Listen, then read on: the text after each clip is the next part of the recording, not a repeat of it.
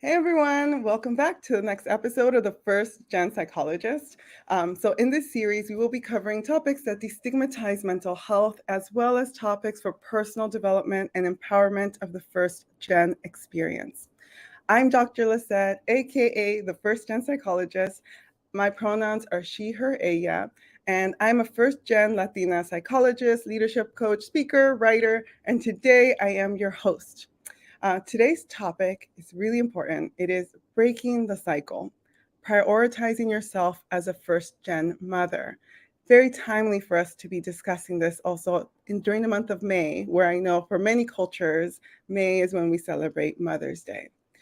We will be learning more about this from Doctora Veronica Eyo, LCSW and EDD, who is a mental health therapist and a certified fair play facilitator.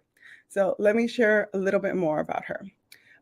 Dr. Veronica Eyo is a LCSW in Los Angeles who specializes in working with mothers, new and seasoned, in navigating the challenges of parenthood. She has worked with clients throughout different stages of life. However, she transitioned her practice to working with mothers, specifically mothers of color, after she became a mom, noticing a lack of representation in therapists during her personal healing journey. Dr. Eyo is a certified fair play facilitator and actively implements it into her work with her clients on creating more equity in their relationships to allow space for professional and personal goals. So welcome, Dr. Eyo. So happy to have you here. How are you today?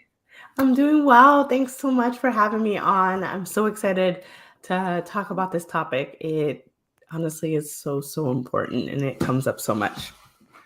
It really does. I think a few weeks ago, or probably months ago now, I had someone where we spoke a little bit more about perinatal mental health. Mhm. And I learned so much from these segments because, as you shared in your bio, there isn't a lot of representation in the field, especially with people of color, therapists, professionals of color, who are providing more information around maternal mental health and what it looks like and what it is.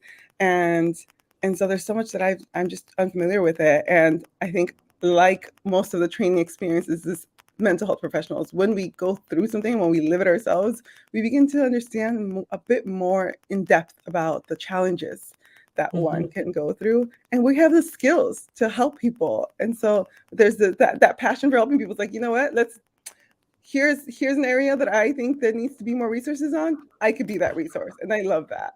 um, Mhm.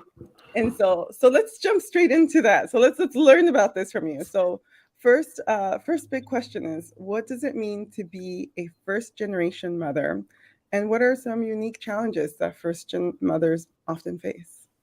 Yeah. So, in terms of like what it means to be a first generation mother, we often hear like I'm a first generation student and Mhm. I'm the first to go to college or navigate these different things. And so when I think of that, right, I started off with a few students and then I have mothers that come in either in their third trimester, like about to give birth, and they're going in and they're like, I remember when I was going through college, buying a house, doing these things. I was the first in my family to really go through all this.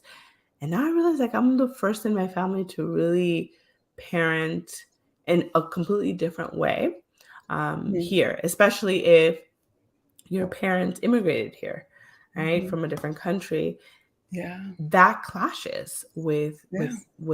American culture or just with different things that we're learning, right? So the unique challenges is that clash. So either you notice like these are the things about that I grew up with, that there were some beautiful and joyful things that worked, Mhm. but now I'm about to be a mother or I am a mother. I don't want to do some other the stuff that didn't work, right? I think of a big one like spanking our kids. We hear so much about Mhm. like that was probably how we grew up, but that's not how we're trying to do that now. And yet, with that is when Yeah. you become a parent, this is across the board. We sometimes unwillingly fall back to our habit of how we were parented, right? So that like Mhm. that thing of like you get so mad at your kid and you're like, Yeah. I see why I was spanked. I want to spank this kid. Now you may not do it, but then Yeah. there's a lot of shame and like, I have that thought. I felt that I wanted to do this. Mm-hmm. Right. And so some of that is like you're fighting. So the clash between your parents and how Mm-hmm. we're doing it now. And then also the fight in ourselves of like, I know this is how I want to be a parent, but I still have habits that I'm trying to work on or patterns that I fall into. And then let's talk about rest. Look, Mm-hmm. first generation, we struggle with rest. All right. It's Yeah. been hustling for a minute. And a Yeah. lot about it is how do we learn to rest? What does rest even mean? I've never rested a day in my life, right? Stuff like that. And people say Yeah. that, and I'm like, I get that 100%. Yeah. I Yeah. had to learn to rest too. And that's why it's so important to talk about this and normalize this Yeah. constant feelings about all this. Um, so yeah, those are some of the 3 challenges that really come up for me when I think of just the parents that I see, the mothers that I see on a weekly basis. Yeah. Yeah. No, absolutely. And as you were saying that, I think a lot of being a first gen mother in this case, it's you're already working as first gen to break lots of generational cycles of trauma. And when you're placed in Mhm. that role of a parent and entering parenthood, that responsibility is like intensified, or at least that's how I imagine it. I'm not a mother It is. myself.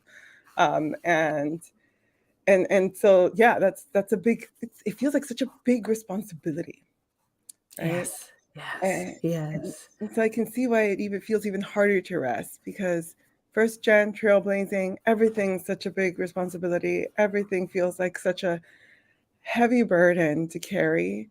And then to think about, what if I make mistakes, and having to have space where we can normalize those mistakes and have Mhm, compassion for that experience. And so mhm. as we're talking about this, and your third point was rest. Rest is so important. Rest, we have to do it. We hear it all the time. You can't pour from an empty cup. Put your mask on first. Do all of these things. But when you're saying that to a mother, when their children are maybe feeling sick or need them, and this idea of like, how can I rest while my child is experiencing distress. Let's talk about what are some strategies that, or tips, consejos, basically, for first gen mothers that could help them start prioritizing themselves. The biggest one I wanna say is we're gonna start small. We're Okay. gonna start small. Yeah. You know, when we're in this season of whether sickness with our kids or honestly whatever stage that your child is in, right? Because the thing with, you know, many first gen people is the piece of like it's always them, right? It's always about you. But then when you become a first gen mom, you got these little ones or little one Yeah. that's right there, and it's like, oh man, that makes it so much harder, Yeah. right? And so I always say, okay, we're gonna start small. Yeah. What that means is let's look at the season of motherhood that you're in right now. So Mhm. if you got a little baby, Yeah. all right, so rest is going to look a little bit different. Yeah. Rest may look like literally forcing yourself to nap when this child naps, right? Or it looks like I'm going to go for a walk by myself, even the baby's little. I know when we think of like, we think of babies, we're like, they always need their mother, right? If you have a partner or you got a mom or you got a trusted friend or you just Yeah. got someone, be like, here, Yeah. give me 20 minutes. And if 20 minutes is too much, give me 5 minutes. If a walk sounds too much, sit outside the door by yourself. Like Yeah. we sometimes feel like it has to be some grand things when it comes to prioritizing yourself, but it Yeah. really doesn't. Yeah. You're really trying to work up for it. Because what happens is, right, your brain, even if you Mhm. gave yourself 2 minutes, you're like, I'm gonna step outside without Yeah. anyone and just prioritize myself. Yeah. Those 2 minutes, your brain is gonna be like, okay, I did this. I can do Yeah. this. Let me go to Yeah. 3 minutes. Let me go to Yeah. 4 minutes, right? Yeah. So I wanna say the first thing is like starting small Okay. in learning to prioritize yourself. And then the Mhm. second thing I wanna say, and this is me saying this as a therapist, you gotta be mindful of your inner voice. What Mhm. is your inner voice telling you? I Uh, remember for myself, when I was in college, when I was in yeah. grad school, pretty much in Mhm. anything that I did, right? My inner voice honestly was the shame and guilt that was passed on to me by my parents, right? Like, Yeah. what will people think if you don't finish this thing, or you don't get this A, or if you don't, you Yeah. know, show up as your best, right? Mhm. Okay, that voice doesn't go away. Like, it's there, right? So we Yeah. got to be mindful of the stories that we're telling ourselves. A Mhm. common one that mothers often will say to me is, well, it's not about me anymore. It's all about my kids. Mhm. So it's hard to want to do anything out of that, right? Yeah. And I mean, even for myself, I remember I had a child, and one of the first few sentences my mother said to me was like, "Well, when I got pregnant, was it's not about you anymore. It's going to be all about this child." And Mm. Mhm. I understand where she was coming from, and she lived that life. She really did, Yeah. right? But looking back, I see how burnt out she Yeah. was. I see how much she really struggled because she did make it all about us, even past the Mhm. time when we needed her as much. And so I think back, like, imagine if she would have learned to prioritize rest, or she would have Mhm. learned to do all these things. So starting small and then being mindful of your inner voice. And sometimes that may mean like, hey, voice, I hear you. I'm still gonna Mhm. sit outside for 2 minutes. Like, sit Yeah. on your hands. We're gonna start small. Sit on your hands and Yeah. go there. Yeah, that's Yeah. it. Right? No, Those are the I most love big ones. I love all of these consejos that you just shared because like I said, I'm not a mother and I'm listening here. I'm like, I'm taking notes. I'm like, for when Mhm. that journey may or may not happen to me. I was like, am I ready? I gotta stay ready. Because that mindset, that message, it's not about you anymore. I think I think I shared that before. It's like, remember that feeling. I was like, that's the assumption that I make. When you Mhm. enter parenthood, it's not about you anymore. Mhm. And how, in very few things in life do we go through such extremes where it's like one or Mhm. the other. And in Mhm. having the courage to create that balance and to model that for Mhm. your children, to model that for them is so beautiful. You spoke about this a little bit when you were sharing about, take 5 minutes, take 20 minutes, go on a walk, find a trusted folk to like help you. With this, my next question is, what role would you say community support and building a network play in helping first gen mothers prioritize themselves? Well, it can come down to accountability of Yeah. like how you're going to learn to prioritize yourself, right? Whether that means that they will physically care for your child, Yeah. or whether that is calling you out like, hey, Veronica, you haven't mentioned you going on a run, or you haven't mentioned Yeah. about that book club that you started, you know? Yeah. We sometimes feel that community like always needs to step up in big ways, and that doesn't have to be it. My community, I think for myself, is filled with group text messages of from Mm-hmm. trusted people, right? And then but also like Yeah. being mindful of who are in my community support and network. So something that I want to emphasize in is that, so my husband, tradition Mexican, whole his family's all Mexican. My background is my mother's Mexican and my dad is Nigerian, right? Mm-hmm. So I primarily identify more with the Latina side because it's, your mom. You like, let's be real. Whoever your mom is, you kind of lean into their Yeah. cultural practices and stuff like that. So in that, right, I initially thought, okay, my support was going to look like my family, right? Yeah. But the more that I did this work on myself, the more Yeah. that I, just really reflected. My family, yes, is my family. My in-laws are definitely my in-laws, and they're there. Yeah. But they also talk about some of these toxic messages that I don't want to hold on to. That it's like, Mm-hmm. you need to feed this child first before that I will feed myself, right? Or, these Mm-hmm. different things like this.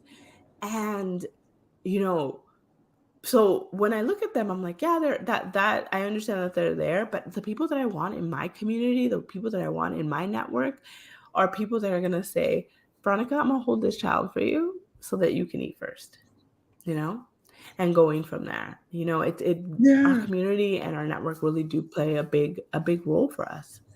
Yeah, yeah, and I love how you framed it also with Because sometimes I think what comes to mind is like them physically being there and taking care of the child, and not thinking about the other ways they can offer that support in terms of also just checking in on you and your needs, instead of like, how's the baby? How's the baby? How's the baby? It's how have How you are had a chance? you? Yeah, how are you? Did you shower today?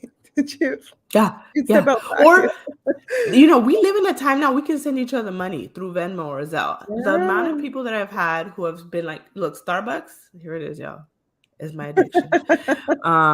Because again, 3 kids that I have. I have a friend that I will share, like, man, like yesterday, last night was so rough. Or, the kid that Yeah, just went through a season of the kids being sick. The yeah, next day, here's coffee on me. I love you, Veronica. I know that it's tough, right? yeah, Because there's not much that she can do, right? When the kids are sick, there's not much I can do. But here you yeah, go, buy yourself that coffee. Take yeah, that 10-minute drive to Starbucks. Don't order it beforehand. Sit in that drive-through line so that you can have some time for yourself yeah, and buy yourself a coffee. And that's the community that sees me, that I can be real about yeah, what I'm going through, and they're going to support in the ways that they can, right? And yeah, sometimes that's not physically being present. So you're right. yeah. Yeah. Oh my God, I'm taking so many notes. I was like, support my mother friends much more. What else can I do for them? I'm like I say, I learn so much in every single of these episodes that I do. So You yeah. spoke to this briefly as well. I'm like, it's like you're reading my mind. But wanting to understand any other maybe cultural or generational expectations that first gen mothers need to navigate when it comes to self-care and prioritize. Like, you know what? I'm just gonna stop right there. When it Prioritization. comes to something, you got it, girl. You got it. Yeah. Yeah. All right. Well, let's talk about, right. So I'll talk about a big one. So a lot of the mothers that I see are women of color. I have a big client base that are Latina, right? And so I love me, my mama, but Yeah. I love her. Yeah. But Mm-hmm. the cultural thing of like this, I'm a martyr, right? I saw it in my grandmother. I see it in my mom. I see it in my in-laws, right? My mother-in-law, right?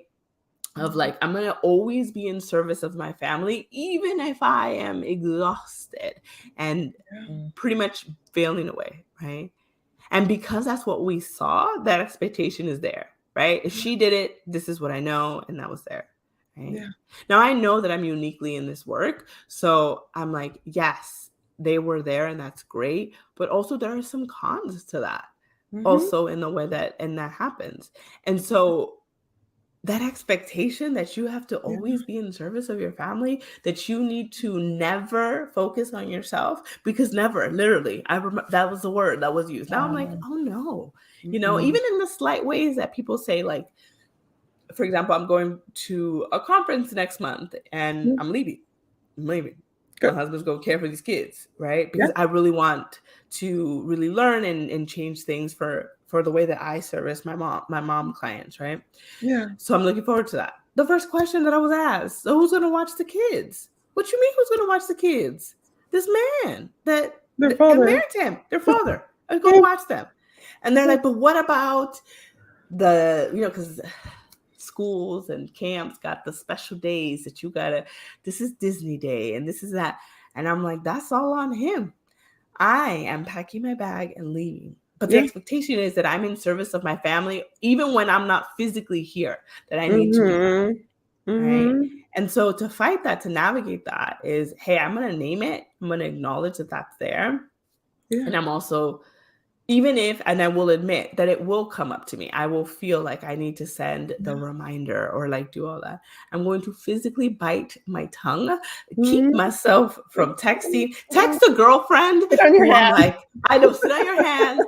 When it comes Yeah. to navigating that, it's like, because those messages, those expectations are so ingrained in us Yeah. that sometimes we just feel like we got to act, right? Mm-hmm. But now I have my group of girlfriends that I can text and be like, I really want to text about this, or like, I want to do this. Yeah. And they'll say, Veronica, I can see why you're wanting to do that, but let's talk about something else, or go, do all those things. And that's just really how we navigate, one small step at a time of taking Yeah. care of ourselves and being able to really navigate those cultural and generational expectations that we have. Yeah, no, and I love that you shared that example of just going to this conference and thinking about how the kinds of it's that additional labor. I'm trying to remember what that term is. There's like a specific term for like the additional labor expected of some mostly mothers or women. Yeah, the mental load, the Mental emotional load, labor, like yeah, there's just we're always in service of our family. yeah, And listen, we one, we're talking about first generation parenting, right? yes, Now, I'm married to a Mexican man, so if you all know about machismo, there it is. Yeah, he's a great man. He really is. However, he buys into some of those things, those expectations for him of that. And I'm like, yeah, oh, no, no, no, no, no. We are still changing things because yeah, that's not I don't want my sons to grow up like that. yeah, And we gotta learn and fight that too. yeah. So there's the expectations we have as mothers and just also as parents, first generation parents, right? That we're Yeah. navigating. Yeah. And you know, when you share that, it reminds me of like my conversations I've had with my younger brother. So we're 6 years apart, but he will always share, he's like, sometimes I reflect and think about how certain things were just done for me and that I don't know how to do them myself. And there's so much learned helplessness. And his awareness of that is frustrating. He's like, if I had understood and learned this more, it wouldn't be so hard for me now. And I'm having to learn it now. So I appreciate his battle against the machismo in many ways, but there's so much awareness that needs to come with it to better understand because it's so ingrained. Like, oh, you don't have to worry about this. You don't have to think about this. So you don't. So you Mm-hmm. stop until you're in a position where you have to do it. But you have Mm-hmm. to. It's like, and that's why you're like, sit on your hands, text your friends, message the support them because you need to have those boundaries.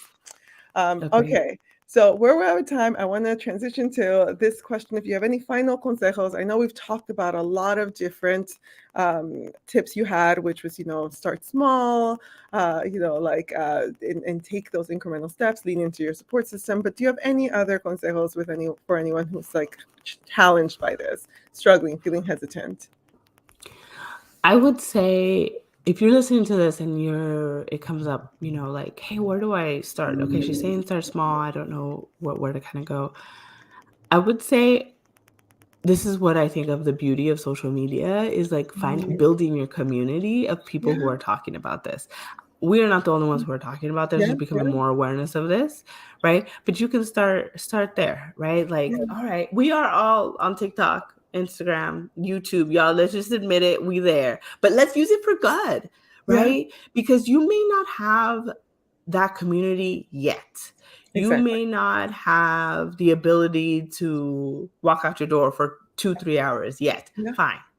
But we all have access to our phone, Mm-hmm. most likely. And with that, whatever social media channel that you're scrolling on, right? And even if you're one of the people who are like, I'm not on that, that's fine. Right? Well, you're watching this on YouTube, or you're watching it Facebook, all that. There's Mm-hmm. still community of people who are talking about this. And Yes. so follow that community. Because even if you're not in a place where you can physically do something yet, Mm-hmm. you're still training your mind Yeah. to think about this. The more that it's like the ads, right? On Instagram, right? You say out loud, like I Yeah. need a fly swatter. And then the next thing you know, it's just Uh, showing you over and over the fly swatter until eventually you're mhm. like, all right, I gotta buy a fly swatter. It's everywhere, Yeah. right? Yeah. That's the same thing that I'm literally trying to get you to do is like Yeah. go on the social media and use it for that stuff. That is like my Yeah. final consejo. I love that, and in some moments it's like be influenced for good, but when in those moments for me, I'm just like, I just want to feel inspired. And sometimes, I think that's what I love about the communities on social media is I feel inspired by their efforts to prioritize themselves, to Mhm. prioritize self-care, to, show that success does not necessarily look like hustle culture nonstop and navigating that. And so it's beautiful. And so my last big question for you is how can we support you and your work? Do you have client openings? Like what can we do?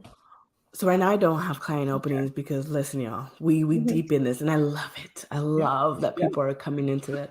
But honestly, the biggest way that I can get support is follow me on Instagram, see the things that I'm posting and talking about. Share it with people when you're like, oh, I thought of you about this.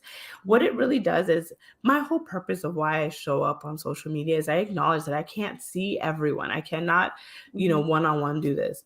But what I love about coming on podcasts or writing blog articles or Yeah. doing things on social media is like I'm hoping that I can inspire someone to be able to look for someone else that perhaps can see them on a one-on-one basis. Or if you're having a hard day, just know that there's someone who's rooting for you, even if I can't physically be there to root for you. So that's like the biggest way that you can support my work and just me, because it's one of my missions as I continue to do this amazing work. Yeah, no, I love that. And, and I have a follow-up to that. And do you ever do speaking engagements? Would you ever go I for do. organizations? Yes. Yeah, I do. I do. I've worked with a few big like insurance companies that are like, oh my gosh, we need to Hmm. bring this to our employees to kind of do this and talk about this. Yes. Right. So Yeah. yeah, I do that as well. And it's always fun to have Yeah. just an ability to support a bigger audience about this stuff. So yes. Yeah. Awesome. Yeah, I was hearing that in your work, and I was like, all right, let's make sure we plug speaking engagements too, if that's part of what you do. So, Yeah. Doctora Eyo, it was so lovely to have you here. It was so special. I'm so grateful for you, for your time. I know how busy you are. So thank you for taking this time to be here. And like I said, I've learned so much, and I'm so grateful for you. Thanks for having me. Awesome. So thank you all for tuning in. Please subscribe to the channel to never miss another episode. We are live every Tuesday at 10 a.m. Pacific Standard Time for as long as we can do this. And so thank you all. Bye.